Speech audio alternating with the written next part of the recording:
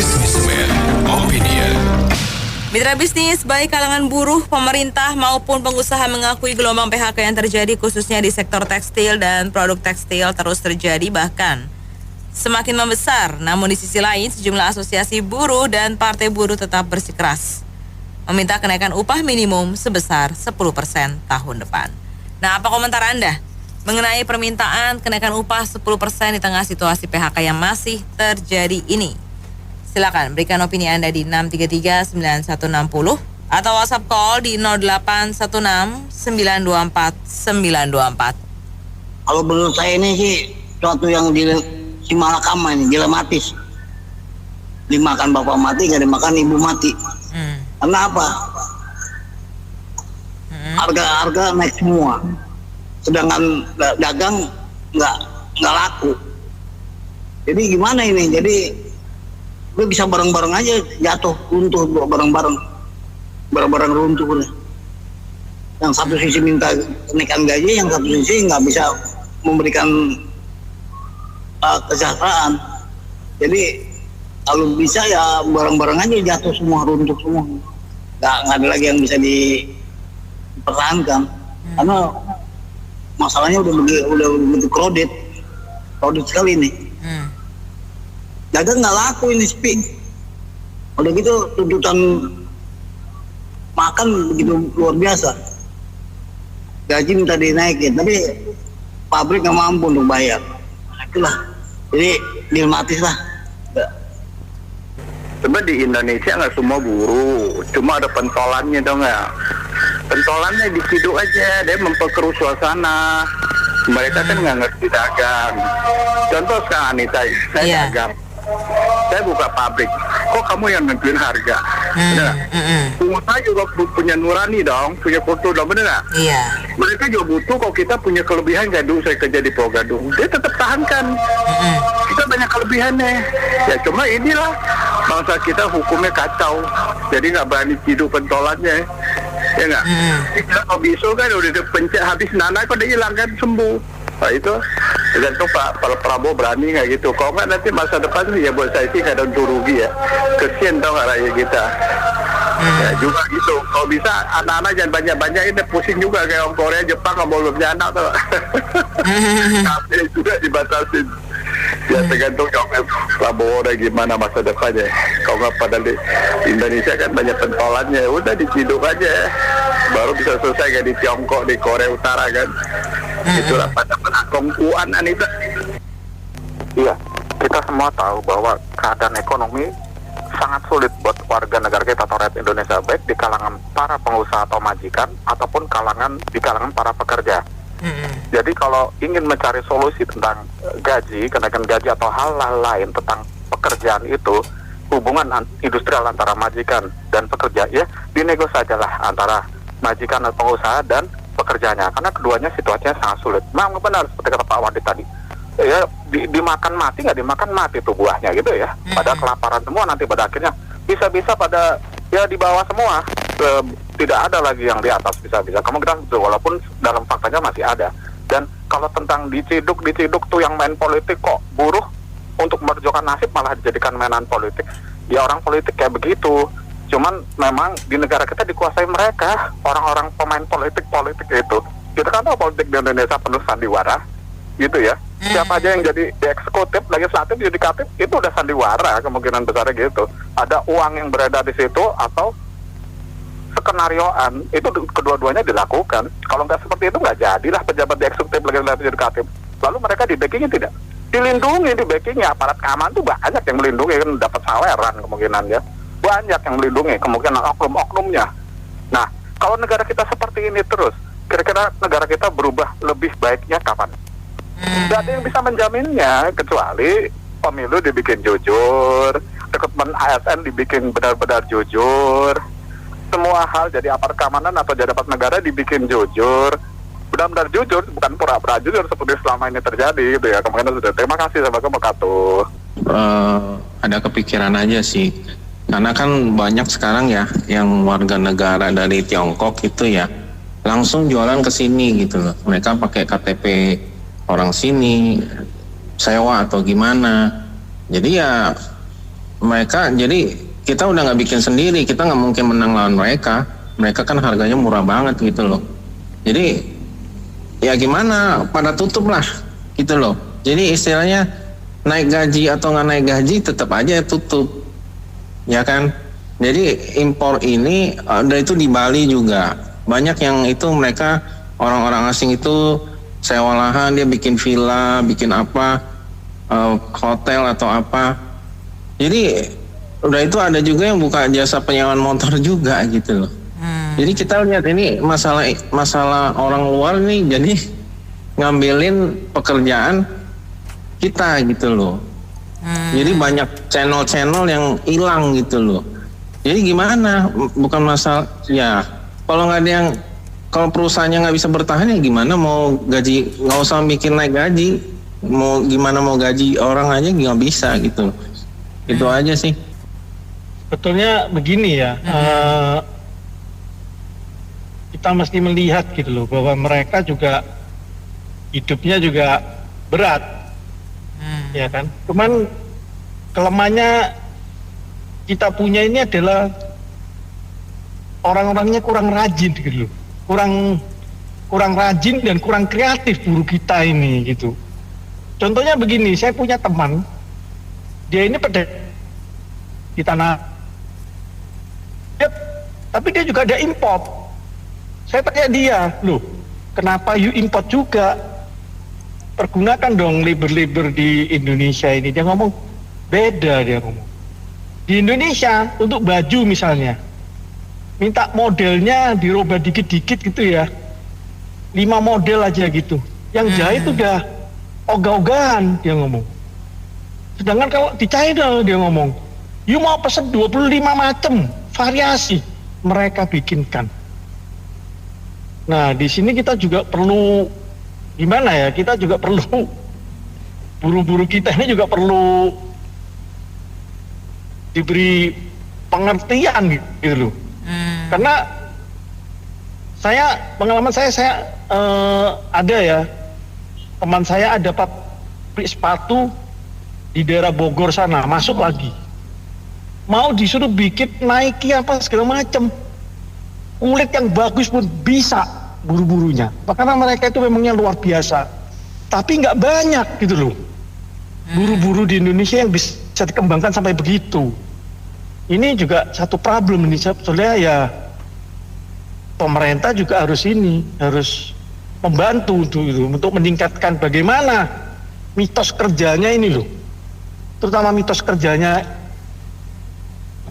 buruh di Indonesia ini gitu. Iya kan? Kok malah diatur seminggu kerja cukup 5 hari gitu. Loh, di luar negeri itu buruh itu kalau ambil contoh lagi di RRT ya. Iya. Buruh itu tanya, di sini ada lembur nggak? Nggak ada lembur. Mereka nggak mau. Mereka mau cari pabrik yang kalau bisa 3 shift. Jadi mereka pasti terjamin ada lembur.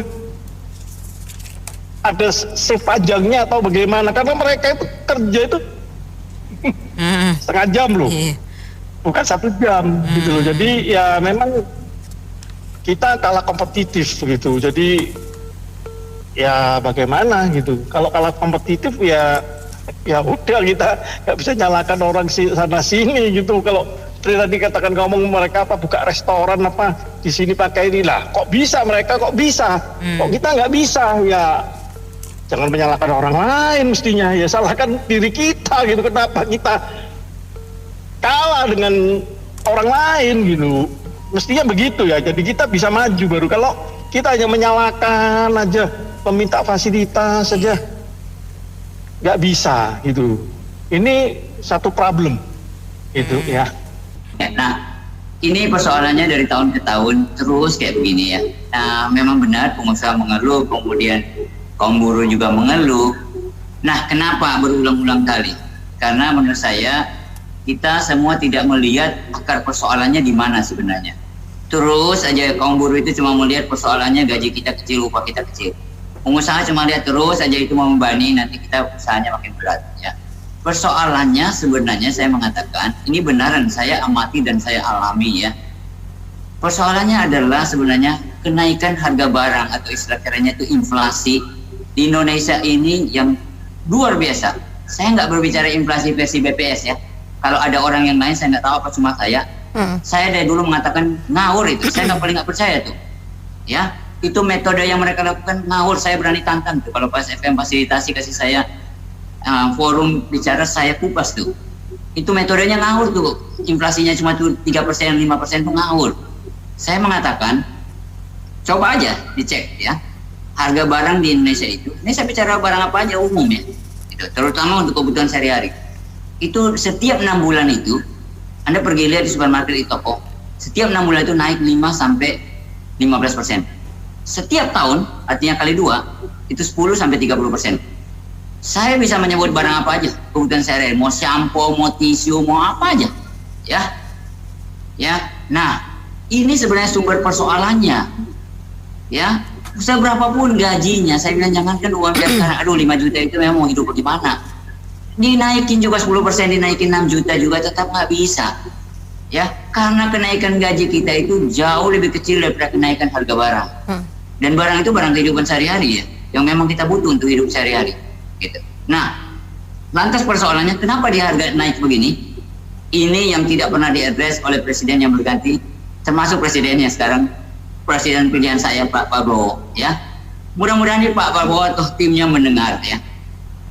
Kemarin emang ada ketok palu 5 hari kerja, nanti kalau 6 hari harus bayar lembur. Sekarang minta naik 10%, ya siap-siap bubar aja gitu. Itu aja komentar saya.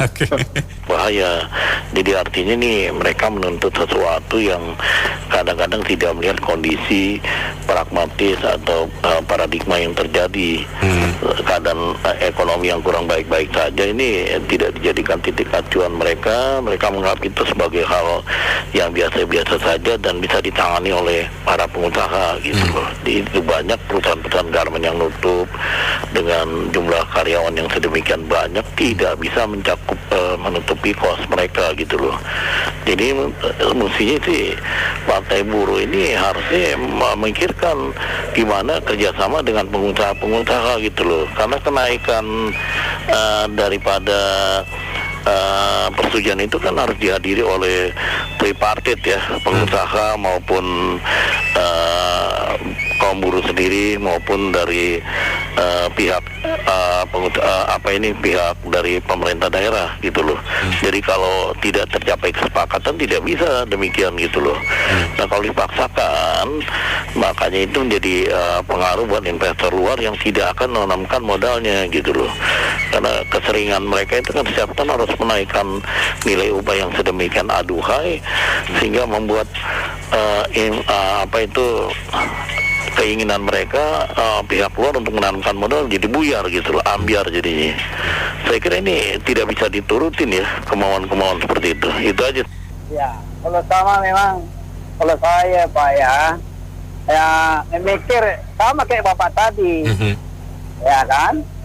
Sekarang buruh itu demo terus minta penambahan gaji 10%. Kan Pak? Kan sedangkan ekonomi sekarang muras-marit, pengusaha pun sekarang udah muras-marit. Gimana caranya dia menaikkan upah 10%? Kalau memang menurut menaikkan gaji 10%, ya kan? Aturannya kan gara-gara barang-barang mahal-mahal semua, ya kan, kebutuhan pokok lah itu. Kan itu yang nguruskan menteri-menteri itu, ya kan? Ya kan Pak, kan gitu. Kalau istilahnya turun barang-barang dibuat, pasti yang penting orang itu nggak demo gitu. Dan kedua itu mutu jaminan dari produk juga nggak kurang Pak gitu dibandingkan di luar negeri gitu loh. Nah, itu aja. Demo buruh yang menuntut kenaikan sampai 10%, 8 sampai 10% kalau nggak salah. Ini timingnya salah, kurang tepat. Momentumnya itu. Bayangin aja, 2 hari berturut-turut indeksmu itu 3% turun. Jadi betapa itu para pengusaha maupun para trader itu tarik nafas. Dalam keadaan seperti itu mereka menuntut kenaikan upah. Jadi timingnya salah. Tapi ini semua penyebabnya adalah pemerintahmu terlambat mensejahterakan buruh, menyeimbangkan antara aspirasi buruh dan aspirasi pengusaha. Dua-duanya sama-sama warga negara. Jadi mereka harus adil, fair play. Nah, disinilah keadilan inilah yang rusak di negeri ini. Jadi ya bagaimana ya kita mau berkomentar? Ini akan lanjut, akan lanjut terus ini. Apalagi tadi kalau nggak salah satu pendengarmu Pak Ramli sudah mengatakan kalangan buruh itu dikenal bodoh, miskin dan sejenisnya. Jadi mereka tidak mampu berpikir secara seimbang antara IQ, EQ dan SQ. Jadi ya wajar-wajar saja. Sekarang tinggal, waduh, kalau sudah ngomongin buruh pengadilan bagaimana Mas Anto? Prihatin sekali kita. Ya seperti itulah. Permintaan buruh untuk menaikkan gaji itu hal yang lumrah-lumrah saja.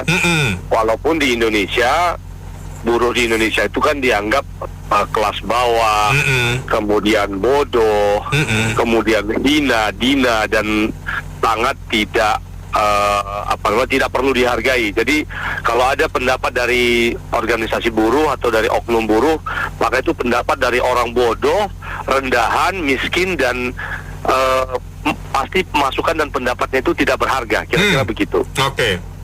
Itu berbeda dengan yang ada di Eropa misalnya. Bagaimana partai buruh bisa berkuasa dan memberikan masukan yang menentukan arah negara. Bahkan kalau kita dengar 1 bulan terakhir yang lalu bahwa adanya demo pekerja atau buruh, ya selama Anda tidak punya saham di sebuah perusahaan kan Anda buruh kan, walaupun jabatannya vice president atau senior vice president ya buruh lah tuh. Besok juga kalau surat keluar Anda bisa hilang dari perusahaan itu toh. Jadi tapi ada white collar, ada blue collar, tapi intinya Anda buruh, you are worker. Nah jadi kalau kita dengar bahkan Boeing itu mereka strike atau demo, dinaikkan 20% tidak mau, 30% tidak mau, akhirnya dealnya di 45 atau 42%. 43 Pak. 43% itu buruhnya Boeing di beberapa pabrik yang di dunia. Nah, sebegitu kuatnya partai buruh itu, nah oleh atau serikat buruh itu, oleh karena itu selama apa yang diaspirasikan oleh buruh ini sesuai dengan koridor hukum, dan mohon jangan ada jangan ada anarki, itu hal yang lumrah. Tinggal pengusaha harus berhitung. Kalau memang masih pengusaha menengah atau bahkan namanya aja pengusaha tapi masih miskin sebenarnya, gitu, dia cuma mau cari ada nggak tenaga kerja dari kota-kota kecil atau dari Indonesia Timur yang bisa dimotivasi pakai bakwan terus kerja pagi sampai pagi lagi, itu ada nggak gitu. Nah, kalau model perusahaannya managing human capital yang masih model begini, ya pasti dia mengeluh kepada partai buruh, minta gaji, produktivitas rendah dan lain sebagainya. Kalau dibilang produktivitas rendah, itu di Jerman udah 4 hari kerja saat ini. Itu di Australia lewat jam 5, jangankan kerja, WA aja bisa dibawa ke pengadilan itu. Itu juga punya output production yang bagus karena ada otomasi, ada mekanisasi di situ. Nah, pengusaha Indonesia silakan kalau tidak mau pakai buruh, pengusaha tertentu lah ya, ya pakai aja robot atau AI yang kamu cerita tentang AI, tentang mekanisasi robot, ya pakai robot aja. Nah, karena jika tidak, maka semua buruh termasuk yang buruh yang kerja di pabrik, di media, di banking dan sebagainya, tidak akan punya saluran untuk meningkatkan gaji. Karena kalau kita lihat dewan dengan sistem two system chambers di Indonesia, yaitu dewan komisaris dan dewan direksi, itu chamber system, itu tidak ada dari dua sistem chambers ini yang akan berpihak kepada buruh. Komisaris dari mulai komisaris independen, komisaris A, B, C, D, komisaris mana yang akan berpihak pada buruh. Kemudian dari dewan direksi, dari direktur utama sampai direktur operasional dan seterusnya, apalagi direktur HR ya jangan diharap dia akan berpihak pada buruh, dia juga berpihak pada posisi jabatan dia sendiri toh. Direktur HR itu nggak pernah mikirin orang, dia mikirin diri dia sendiri dulu sebenarnya. Jadi dari two chamber system itu juga tidak akan ada yang mewakili buruh. Oleh karena itu yang penting kaum buruh mari perjuangkan haknya sesuai dengan hukum dan tidak ada anarki. Terima kasih. Ya nggak apa-apa kalau buruh mau naik mah salir duitnya mah. Siapa tahu ada bos yang baik hati dan nggak pelit ya, tajir juga ya kan, biarin aja. Kalau ada duitnya, nggak ada salahnya kan bagi-bagi kan, gitu kan. Cuma masalahnya gini, benar tadi gue bilang kan jangan jadi permainan politik, jangan panas-panasin. Kayak kemarin siapa tuh yang komentar ojek harus jadi pekerja tetap, yang kayak gituan jangan. Udah kayak dia juga member ojek juga. Ya, kalau dia ikut kerja nggak apa-apa, ya kan? Ya takutnya yang kayak gitu aja rese, ya kan? Iya, ini kan kalau mau lihat sejarah ya. Lagi dulu bikin jalan dari Merak Panorokan ya. Dendels. Iya, itu kan sebetulnya dibayar ya. Iya. Tapi dibilangnya nggak dibayar kan, sejarah terbaru begitu kan. Nah ini tuh turun temurun, sampai kita juga ngundang investor. Salah satu selling point kita adalah kita bilang upahnya tuh murah. Jadi kita sendiri tuh sebetulnya tidak menghargai bangsa kita sendiri, baik pejabat ataupun pengambil keputusannya dalam bernegosiasi. Ya sekarang yuk bagi aja deh UMR berapa, bagi 30 hari. Kalau dia single income, berarti dibagi 4. Berapa? Itu kan sadis sebetulnya. Sudah berlangsung berpuluh-puluh tahun. Dari rezim yang satu ke rezim yang berikut. Nah, sekarang yang rezim baru, mumpung ada semangat, ada harapan, kita nggak tahu. Ya ini kan tuntutan setiap tahun ada. Ya sekarang kita persoalannya gini aja Bang Benny ya. Emang masih ada pabrik yang mau buka lagi? Lebih mampus lagi kan. Sekarang sektor-sektor pekerjaan yang dari padat karya umum, itu bisa nyerap berapa? Gitu loh. Ya kita ini udah kayak benang kusut di satu sisi nyalain. Ya lu dibayar segitu karena lu nggak produktif dalam satu hari. Bandingin dong dengan Cina, bandingin dong dengan India. Nah tapi ini kan persoalan yang harus disadari dengan adanya 270 juta penduduk yang nanti ada Indonesia emas, bukannya Indonesia cemas nih. Dan persoalan ini berulang terus.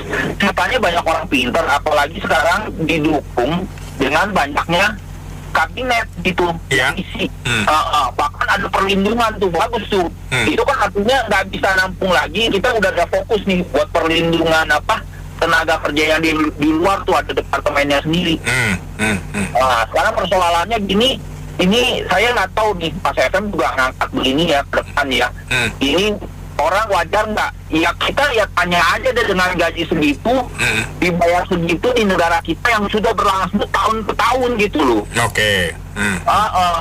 Jadi saya ingat aja ya, Pak Ahok bilang ya, itu dia bilang bahwa salah satu yang kelebihan daripada bangsa kita itu karena masih bersyukur gitu loh. Orangnya pintar banget bersyukur. Makan nggak makan ngumpul, dikapin danau pakai tikar masih bisa.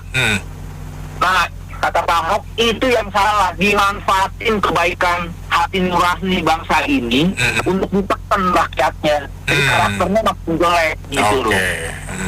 Kalau kita percaya bangsa kita ini bangsa yang baik, yang bisa kerja, yang bisa mandiri, harusnya ya sekarang lah, pemerintah sekarang mau berapa, pinjem duit nggak apa-apa lah, naikin aja gitu. Kalau memang berani gitu loh. Jangan pinjem duit kayak sekarang, bikin jadi bandara nggak karu-karuan gitu loh. Bikin jalan tol juga nggak karu-karuan. Ya, jadi ya ya kita angkat begini ya ada baiknya bahwa ada sebagian besar yang jadi buruh begitu. Dan kalau kita yang pekerja kelas menengah juga dalam kondisi sekarang juga susah gitu, banyak yang mendukung juga. Betul. Saya kira ya dia kan oportunis kan, ya kan, ya selalu begitulah. Sebenarnya kan Hari Buruh itu kan secara internasional kan diakui, 1 Mei itu kan Hari Buruh. Pada hari itu ya silakan aja buruh mau mengutarakan apa mereka punya unek-unek dengan cara demo yang baik ya silakan. Tetapi kita di sini itu rasanya itu 1 Mei ada terus ya. Sebentar tiba-tiba 1 Mei. Dalam 1 tahun itu 1 Mei bisa berkali-kali. Iya kan? 1 Mei lagi, 1 Mei lagi. Ini kan Bang ini kan dia sering mengambil kesempatan karena kalau dia tidak melakukan ini, tidak memperjuangkan akhir tahun ini kan lagi bahas UMP kan. Kalau dia nggak muncul, itu buruh bisa-bisa nggak mau store iuran kali bro. Iya kan? Jadi saya pikir ya udahlah biar aja lah, karena kan juga nggak bisa dihalangin kan. Anggap aja dia coba berjuang, tetapi sebenarnya harus berpikir cara lain lagi, jangan begini terus. 10% yang diajukan kan nggak masuk akal. Oke lah, ada industri tertentu yang pertumbuhannya lebih baik. Biasanya di industri yang seperti itu pun biasanya ownernya itu pemiliknya udah kasih karyawannya kenaikan yang cukup baik. Betul. Tetapi yang kita katakan di sini kan secara general, secara umum kan kita tahu industri kita kan banyak yang terpuruk. Dan sama yang padat karya kan bagaimana mau naik begini? Kita punya inflasi aja udah berapa bulan itu inflasi terus kan? Betul. Bisa kalau menggunakan formula yang ada itu bisa-bisa tidak ada kenaikan. Atau kecil sekali kan gitu kan. Betul. Jadi udah bro, gak usah terlalu ditanggapin lah, ini biarkan aja lah, ini pakai peribahasa anjing bengkong kafilah berlalu aja. Ini pada mau naik gaji jadi pengusaha sebenarnya juga susah ya enggak? Pertama pajak dipalak gila-gilaan, itu yang resmi. Terus negara bikin perizinan berlapis-lapis, ya enggak? Betul. Ya enggak? Belum lagi ada ormas, ya enggak? Ya enggak? Jadi belum lagi seragam yang resmi, warna mau hijau, mau coklat, mau apa ya enggak? Pokoknya warna pelangi dah tuh, ada lagi, ya enggak? Pusing dah tuh, bentar lagi upah harus naik. Mendingan saran gue sih ya bro ya, lu tutup pabrik, besok-besok lu jadi importir, ya enggak? Cengli, ayo fair-fairan ngomong aja. Paling yang lu suap bea cukai bro, beres. Ngapain lu urus izin ini itu, urusan buruh, urusan pajak, urusan izin, ya enggak? Lu masukin aja bareng, beres kalau lu dagang, ya enggak? Iya. Atau satu sekalian nggak tanggung, langsung aja semua lu komputerisasi otomatis. Pakai robot. Yo, bikin nasi goreng sama kopi aja sekarang udah robot bro. Iya, benar. Iya enggak? Jadi daripada pusing, ya udah pakein mesin semua. Nah lo biar keder dah lo pada, ya enggak? Dari gua mah itu aja dah bro. Oke, jadi intinya ya memang harus dibicarakan ya antara buruh sama pengusaha ya. Memang nggak akan match antara kepentingan buruh sama kepentingan pengusaha. Yang satu pengen lebih kaya, yang satu ya pengen menaikkan kesejahteraan hidupnya, itu saya. Nah memang saat ini kondisi ekonomi memang kurang baik ya saat ini ya. Harusnya sama-sama bijaksana lah melihat kondisi ini. Jika saling memaksakan nggak ketemu, ujung-ujungnya ya salah satu pihak pasti dirugikan. Gitu aja sih dapat saya. Terima kasih. Kalau misalnya lapangan kerja, Kentucky itu juga sudah tutup cabangnya, ada berapa puluh itu ya yang tutup, dan udah mem-PHK kalau nggak salah 7.000 sekian karyawan kayak gitulah ya kira-kira ya. Nah terus berarti makin berkurang lagi si investasi yang padat karya. Cuman pemerintah sekarang kan lagi ngandalin atau berusaha untuk supaya memberikan pekerjaan, yaitu food estate. Nah, food estate ini selain makan gratis ya, kalau makan gratis itu kayaknya sih bukan pekerja tapi UMKM ya. Food estate ini memang awalnya kan gagal, tapi sekarang ini di Kalimantan kalau nggak salah ingat saya Kalimantan Utara, terus di Papua itu daerah mana itu tuh udah berhasil gitu ya. Yang udah berhasil tuh ada beberapa itu banyak. Karena kan kita kalau buka tanah itu kan nggak bisa sekali, 2 kali, 3 kali gitu terus langsung, maksudnya sekali tanam terus langsung berhasil itu nggak bisa gitu loh, harus berkali-kali gitu ya. Nah, kira-kira para buruh itu siap nggak kalau ditransmigrasikan untuk bekerja di food estate?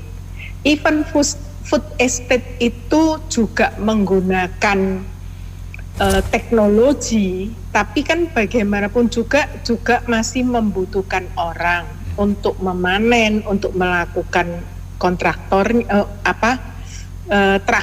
dan sebagainya kayak gitu ya. Termasuk juga kan Indonesia juga sudah punya laboratorium di Sumatera Utara kalau nggak salah, Sumatera Utara ya benar, Sumatera Utara itu laboratoriumnya untuk food estate. Saya nanya, kalau misalnya dipindahkan transmigrasi ke daerah Sumatera atau Papua atau NTT gitu, kira-kira mau nggak ya atau tambah demo? Makasih. Jadi saya mau ngomong bingung nih sama teman-teman buruh sama karyawan tuh. Mana ya? Mereka tuh gaji udah besar loh, itu udah 5,2 juta sekian loh UMR di Jakarta ya. Jika dibandingkan dengan pekerja lepas yang non formal istilahnya kayak di lapangan ataupun kerja-kerja yang masih kontrak itu kan gaji di bawah UMR sekali. Bahkan ada di tempat saya itu ada ada seorang sales yang gaji pokok tuh 2,5 juta loh ya. Bayangin Jeng, dia sudah punya anak, sudah punya istri, sebenarnya istrinya juga nggak kerja, cuma ibu rumah tangga biasa. Dengan uang 2,5 juta dia harus hidupin per bulan. Iya, nah, caranya dia kerja mati-matian supaya dapat insentif dari hasil jualan dia, Jeng. Jadi dia tuh di rumah tuh cuma mungkin 4 atau 5 jam dalam sehari ya, sisanya di jalanan. Ketemu kadang-kadang minggu aja Jeng. Sabtu itu dia masih lembur nyari ya dikit-dikit jualan lah gitu. Begitu kan mereka cuma istilahnya datang duduk di depan alat, lihat-lihat tuh alatnya salah dibenerin, gajinya 5,2 juta, tinggi sekali Jeng. Itu aja masih minta naik lagi berapa? 8-10% ya. Sian sekali. Mungkin mereka belum pernah ngerasain kerja di lapangan dulu Jeng ya, susah payah, panas, ketemu banyak orang. Iya. Kalau di pabrik minimal nggak ada AC, ada exhaust ya, jadi nggak begitu panas lah. Kalau hujan basah, kalau panas nggak hitam gitu kan. Kan kepada rekan-rekan kepala buruh, koordinator lapangan bahwa janganlah demo-demo kayak gitu lagi. Negara kita udah mulai lancar loh, apalagi semenjak Pak Bowo dilantikan. Maksudnya ekonomi itu udah mulai tumbuh walaupun belum kerasa banget, dan juga udah mulai banyak investor yang mau coba-coba bangun lagi di Indonesia. Jangan karena keinginan sesaat itu jadi investor kabur lagi, yang tadinya bikin pabrik di Indonesia pindah ke Vietnam atau ke Filipina gitu kan.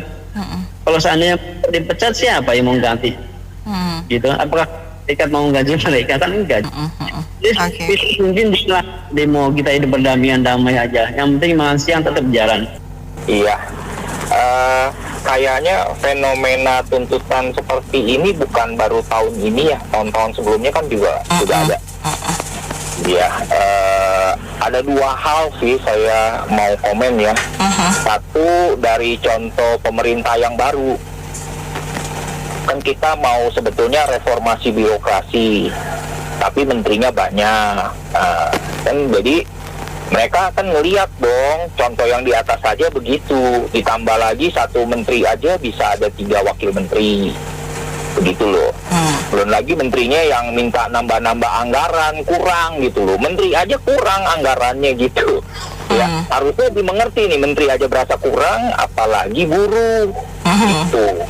Jadi ya ya bukan fenomena baru, jadi istilahnya mereka juga nyoba lah, ya nyoba gitu loh, daripada lebih baik usaha kan daripada kalau didiemin aja juga ya gitu-gitu aja gitu loh.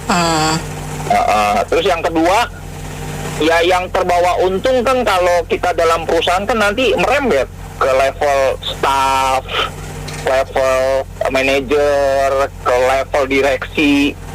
Kalau UMR-nya naik, gaji-gaji yang di back office begitu juga naik dong. Ya berarti kan pusing lah jadi pengusaha begitu bayarin ini. Yang kalau kita mau sekarang oke, gajinya naik, tapi kalau kita misalnya punya KPI, terus performance-nya nggak bagus, ya udah dipecat tanpa pesangon gitu aja. Lebih fair dong. Jadi kan you minta naik, ya makin bagus ya pengusaha juga pasti seneng kok kalau you kerjanya makin bagus. Ya, jadi similar dengan prestasi ya. You juga berani. Kalau you jelek, kerjanya cuma gitu-gitu aja, kayak sekarang mau marketingnya nggak bisa meningkatkan sales, alasannya daya beli turun. Terus yang di back office juga kerjanya ongkang-ongkang kaki, nyalahin nggak ada order. Kan begitu. Terus yang bagian human resources-nya juga begitu, buruhnya nggak diperhatiin mana yang bagus, mana yang kurang bagus, ya kan? Jadi semuanya tuh ya lingkaran setan gitu loh. Ini tuntutannya muncul karena ada contoh. Terus ada juga mereka yang di atas-atasnya juga tidak memberikan teladan. Jadi masalah kayak gini jangan ditanyakan lagi lah gitu lah. Memang apa sih pemerintah juga, ya ini pemerintah baru ya, kalau boleh dibilang tanda kutip pencitraan, menunjukkan kinerja supaya kerjanya kelihatan bagus di 100 hari pertama. Tapi nanti lanjut-lanjutnya ya nggak tahu deh, bisa bawa investor datang nggak supaya yang sekarang iklimnya tadi kan beritanya juga begitu, KFC aja hancur ya, pemecatan banyak gitu loh. Belum lagi Sritex gitu ya. Seharusnya memang ini pemerintah lah ini yang mengatur ya sebagai regulasi. Jadi demikian gitu loh. Sebenarnya intinya sebenarnya korupsi lah intinya sebenarnya. Jadi yang satu ya soal misalnya yang nggak bagus, ya kan produktivitasnya nggak bagus ya itu mesti dilatih. Jadi itu terus kemudian ya memang nanti bisa digantikan dengan mesin. Jadi semua nanti lari-lari ke mesin. Orang digantikan mesin ya nggak pakai demo, bisa 24 jam, ya hanya makannya listrik. Jadi nggak makan petrol ya. Oke. Jadi kasihan juga, pengusaha kasihan juga memang ya. Tapi buruh juga kasihan kalau kecil ya. Jadi masalah ini harusnya memang Menteri Sosial, Menteri Tenaga Kerja harusnya bekerja lebih keras lagi. Ya pemerintah, regulator ya itu subsidi atau apa. Sekali lagi yang nanti yang kecil yang menengah ini. Ya yang bawah kan dikasih BLT. Yang menengah yang baru itu jadi dipecat jadi miskin, ke bawah dia. Betul. Kalau yang atas sih ya tenang-tenang aja ya, ayah-ayah wae. Ini satu kata, basmi korupsi. Iya, jadi kalau masalah permintaan kenaikan upah 10% itu kita batasi ya antara buruh dan employee pada umumnya ya. Jadi kalau yang diteriakin oleh yang terhormat Bung Said Iqbal ini kan ke arah buruh nih, ya kan, ke arah buruh bukannya non buruh gitu.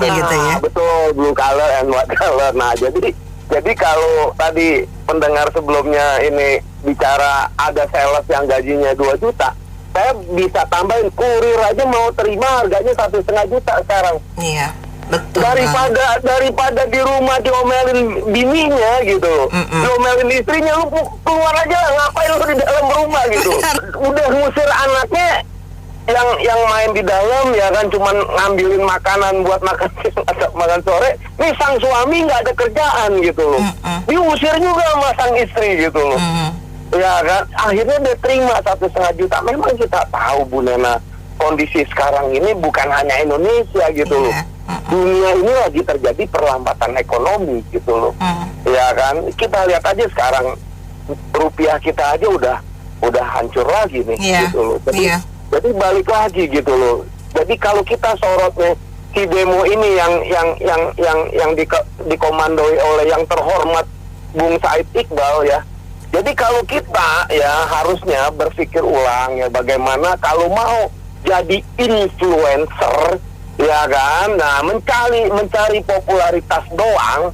Saya jadi udah berpikir ke arah sana, Bu Nena. Kenapa? Dia diriin partai, bukan dia yang diriin lah, dia jadi jargonnya doang lah. Partai buruh nggak diterima apa itu, ya kan? Jadi petualang doang, bener tadi saya dengar juga ada satu pendengar bilang dia petualang, ya petualang.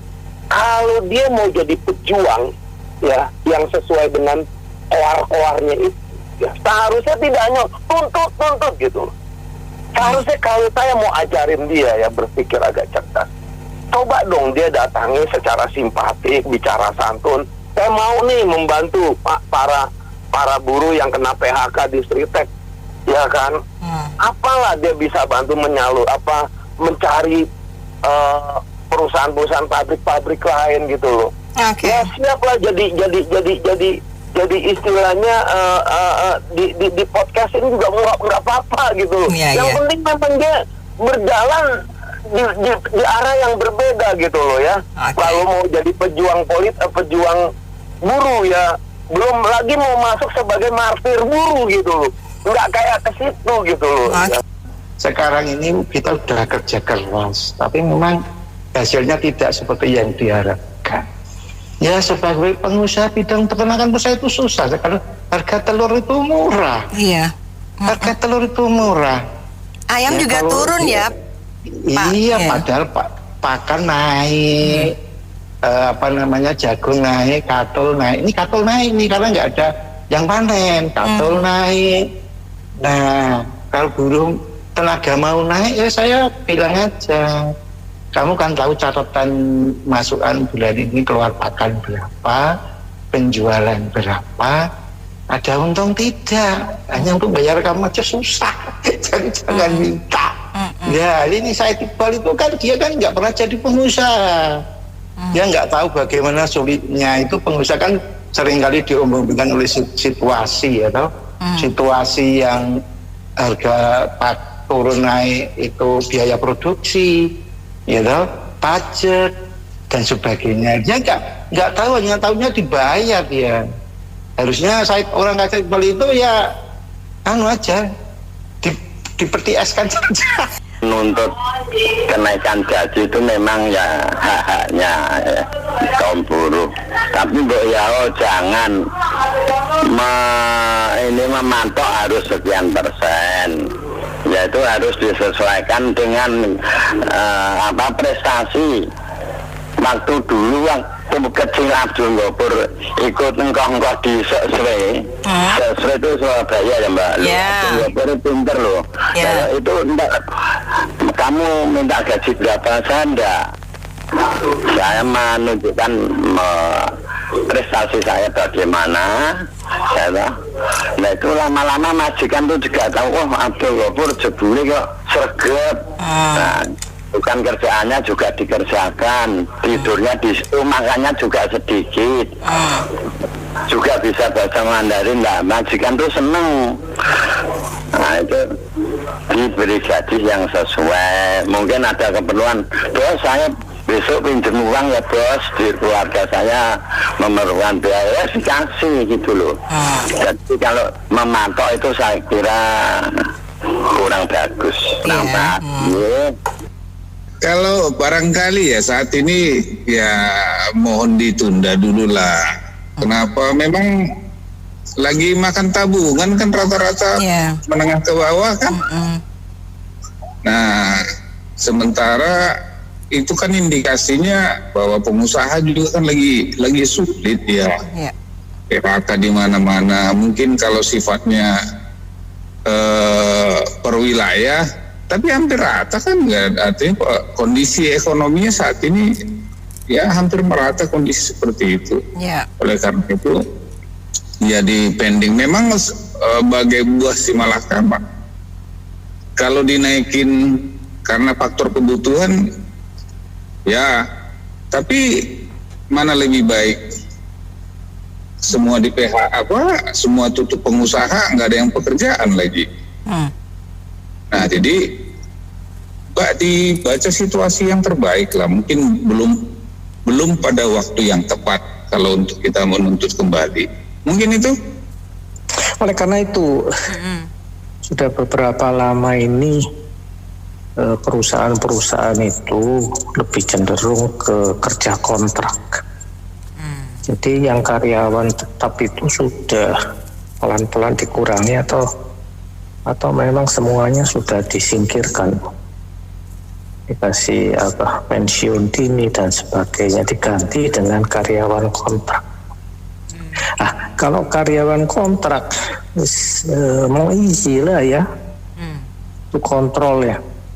Jadi apa yang isinya di dalam kontrak, kalau yang bersangkutan bersedia ya tanda tangan mengenai jangka waktu kerjanya, mengenai sistem kerjanya. Oleh karena itu yang mau libur 2 hari dalam seminggu itu pun masuk di dalam sana kalau bagi yang kena shift ya. Dan demikian ya mitra bisnis sesi Businessman Opinion untuk kali ini. Terima kasih banyak yang sudah memberikan komentar. Saya Anita Wijaya.